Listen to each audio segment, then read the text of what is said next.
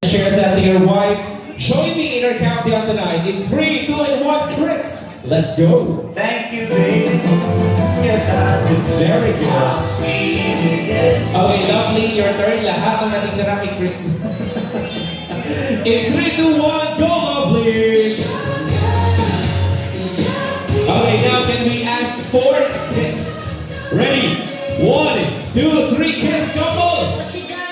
Palakpakan po namin. Thank you so much. Now can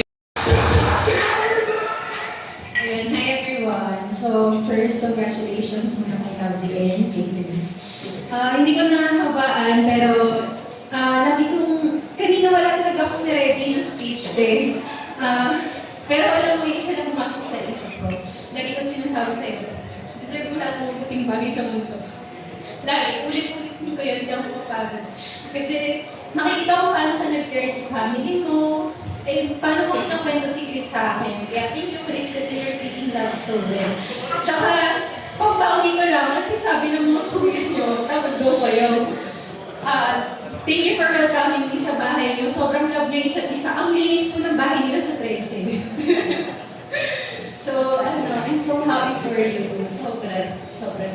At saka, sabi ko nga, face lang to ng life. I will be able to see more faces of life with you. Hanggang kasama kang mag-video.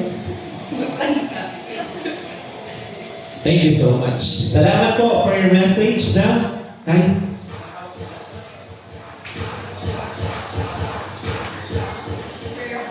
So, I'm Mira, one of the best friend of Lovely. And also one of her biggest mom. Actually, hindi ko rin alam kung sasabihin ko. Kasi, last night yun ang sinabihan na mag-speech pala. So anyway, nag-prepare ako kahapon. Natapos ako like 2 a.m. kanina to prepare. So, grade 5, year 2006.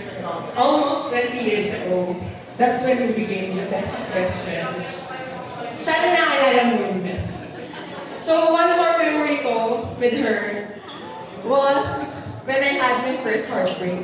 Pero, masaya na po ako ngayon. Last time I remember, ako yung nasaktan that day. Pero bakit si Lovely yung umiiyak? Like, under the blanket, umiiyak siya doon. So that moment, na-realize ko din na parang ang funny na ganun yung nangyari. Pero that moment made me realize that she'll be my ride or die. The moment we became friends, I knew you're the one. Not romantically speaking, Sir Chris. But I know you're one of the person I couldn't live without. I never had a sister, but I found one in you. To Lovely and Sir Chris. Nasanay lang po kami natawagan siyang Sir Chris. Thank you for letting me be part of your wedding. From finding the perfect engagement ring, to being engaged on her birthday, and up to this day, the most special day of your lives. So may your hearts always be as full of love as our glasses today. So everyone, let us all raise a toast to the happy couple. Here's to a lifetime filled with endless love and laughter.